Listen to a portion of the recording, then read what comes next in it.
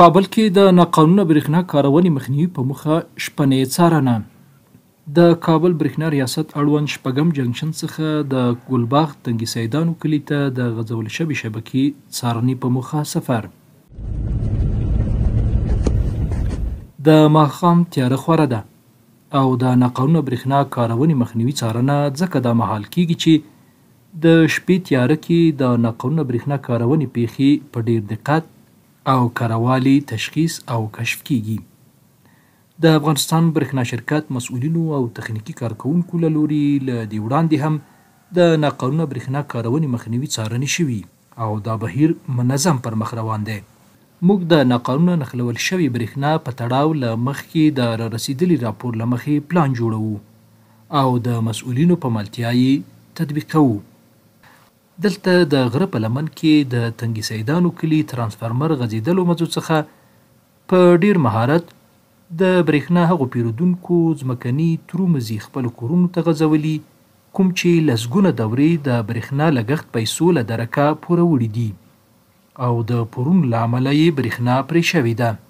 دې ساحې کې ډیری ترو غځول شوي مزي تر یو کور نه دي محدود بلکې له یو غځول شوي مزي څخه څو کورونو ته برېښنا نښلول شوې ده. موږ د دې ساحې سرغړونکو پیرودونکو موندلو هڅه وکړه خو له پرله پسې هڅو بیا هم له کورونو را بهر نه شول.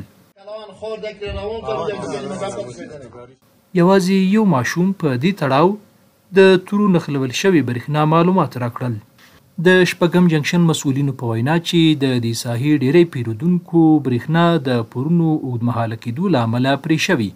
او اوس یې په ناقانونه ډول برېښنا نښلولي. کوم راپور چې موږ راخیستی و کوم پلان چې موږ جوړ کړی په هغو پلان موږ مخې ته لاړو هماغه توره چنګکونه موږ ګیر کړله خلک مو راوغوښتله خلکو سره مو نږدې خبرې وکړې چې دا څه مشکل دی علت یې څه دی چې تاسې توره چنګک استفاده کوئ. هغو هیڅ جواب نه درلود. هغو جواب دا و چې هغه د موږ باقیدارو تقریبا 80 دورې 50 دورې 60 دورې دا موږ برق پې قطع کړی و. د ناقانونه برېښنا کارونه نه یوازې دا چې د افغانستان برېښنا شرکت ته د ضایعاتو لوړ زیانونه له ځانه سره لري بلکې د برېښنا نیونې او شارټۍ ژوند ګواښمنې پیښو لامل هم کیږي. دغه راز میټر بکسونو کې د پیرودونکو له لوري د خپل سرې لاسوهنې پیښې هم د دوی ژوند ګواښي. ترو استفاده کړی دا له دې نه شاید دوی ته یو نوره صدمه ورسیږي خدای ناخواسته په کور کې ماشومان شارټي ووږي د دوی د کور کوم تجهیزات چې دي که برقونه دي که بل شی دي که لین سرچپایه یو خوا بل خوا بسته سي نو دا د دوی کور ته هم صدمه رسوي هم نور مشکلات ستونزې جوړیږي او هم د موږ د برېښنا تجهیزاتو ته صدمه رسوي چې هغه ترانسفارمر ده که صندوقونه دي که د نورو خلکو میټرونه دي نو یو مشتري راجګي خپل سر باندې